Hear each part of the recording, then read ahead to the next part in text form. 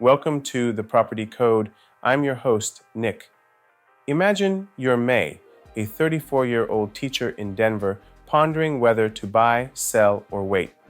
Last spring, she watched houses under her window sit unsold for weeks, something unheard of during the pandemic boom, but recent reports showed listings climbing as sellers finally felt free to move after years locked into ultra-low rates.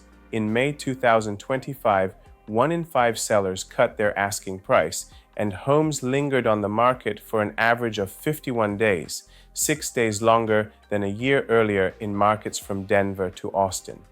May new mortgage rates matter most. After peaking near 8% last year, the average 30-year fixed rate dipped to 6.67% in early July, its lowest since April, and 15-year rates fell to 5.8%. Those shifts nudged pending sales upward and gave buyers newfound negotiating power, even as rates remain elevated by historical standards. To understand today's housing market, start with supply and demand. On the demand side, remote and hybrid work drew families to suburbs and secondary metros, fueling a surge in markets like Austin, where new home sales jumped nearly 14% in May, despite still trailing the highs of last year.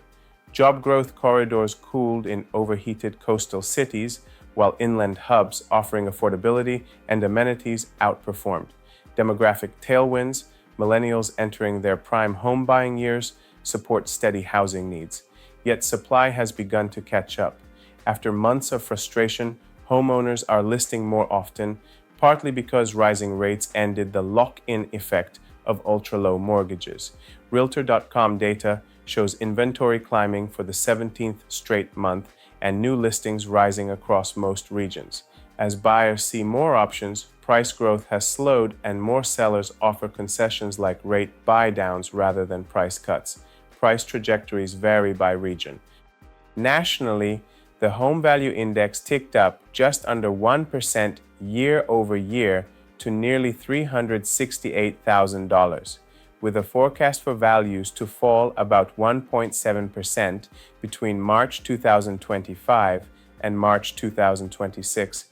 Markets tied to energy or tourism may soften further, while Sunbelt metros with strong inflows and limited new supply, like Dallas-Fort Worth, Phoenix, and Nashville, continue modest appreciation.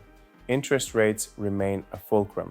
Even with recent declines, mortgage payments cost significantly more than in the 3% era. Buyers today must underwrite deals with higher debt service burdens, making down payment size and loan terms critical. Sellers, meanwhile, offer incentives such as covering mortgage rate buydowns or paying closing cost assistance to bridge the gap between their old low-rate loan and today's market. Long-term, the market's path depends on Fed policy, inflation trends, and labor markets.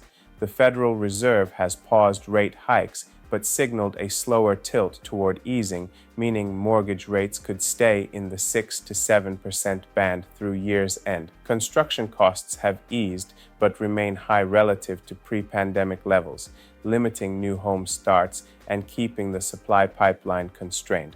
For someone like May, what matters is where you stand in your financial journey. If you lock in a mortgage below 7% with a solid down payment, you'll likely ride out modest price fluctuations.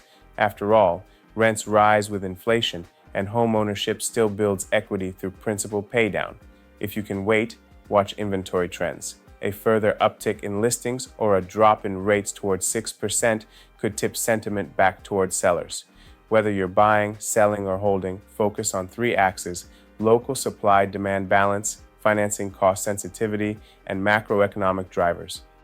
Use neighborhood-level data from online platforms, monitor weekly mortgage rate updates, and track for sale inventory and pending sale metrics. Engage local brokers who understand micro-market nuances and model your cash flows under multiple rate scenarios. In our bottom line, the housing market in 2025 is in transition from a seller's frenzy to a buyer's market in many areas.